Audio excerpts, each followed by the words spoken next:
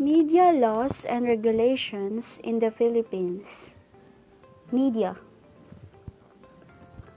Regulatory and instructional structure.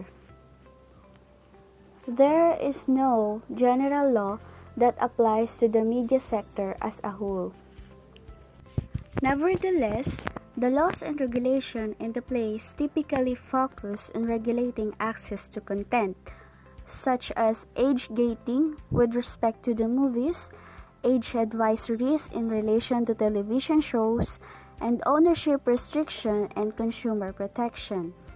In addition, the media sector is affected by legislation on press freedom, intellectual property, privacy, criminal law, and the general civil law. Various government agencies handle content regulations such as the Movie and Television Review and Classification Board, the Optical Media Board, and the National Council for Children's Television. In terms of ownership and restrictions, only Philippine nationals or corporations, partnerships, or associations wholly owned by Philippine nationals may engage in broadcasting. There are no regulations in relation to the cross-ownership of media. However, an entity cannot engage in both telecommunication and broadcasting under a single franchise. Foreign programs and local content requirements. There are no rules requiring television broadcasters to include a minimum amount of local content in their programming. However, the Broadcast Code of the Philippines, or the NTC, provides that the airing of programs in a foreign language other than English must take into account the broader interest of the public in the scheduling and presentation of the programs.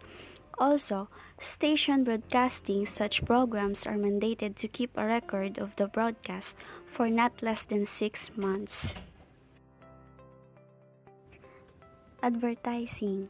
Only Philippine nationals or corporations, or at least 70% of the capital stock is owned by Philippine nationals, may engage in advertising, including online advertising directed at the Philippine market or using Philippine mass media.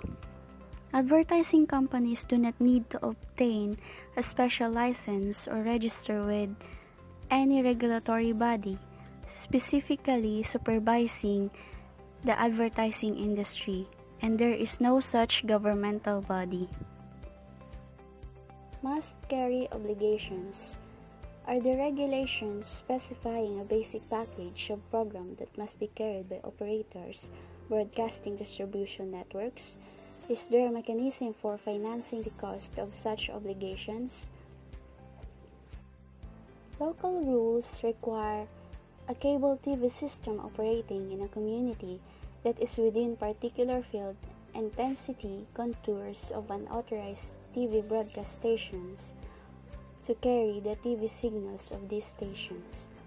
A cable television system operating is a community may carry or, upon request by a relevant station license or permittee, shall carry the television broadcast signals from a certain broadcast station such as non-commercial educational TV stations. Next is the regulation of new media content.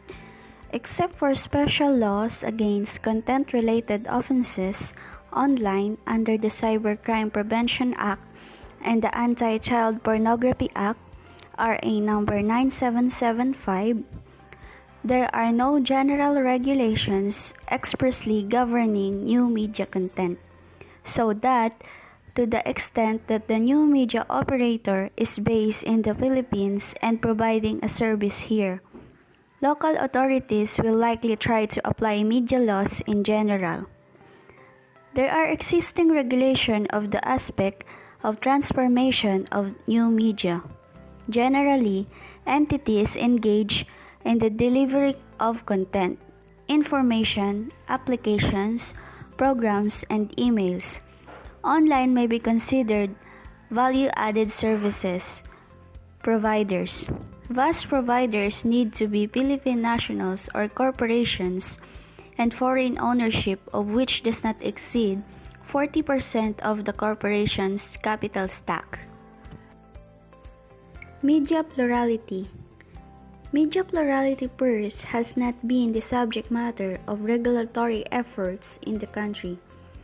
Concepts such as diversity and representation are only beginning to enter the mainstream of public discussion. However, owing to the proliferation of fake news and its consequences in Philippine electoral politics, there have been attempts to pass bills regulating social media and penalizing fake news.